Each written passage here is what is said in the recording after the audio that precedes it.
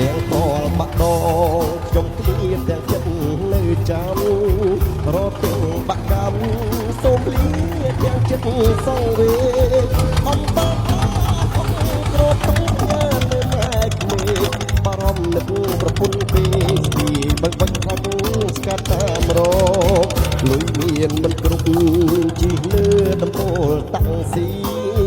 ចូលរាជធានីពីអ្នកឆ្ងាយឈ្មោះអាលោកមកដល់ទេ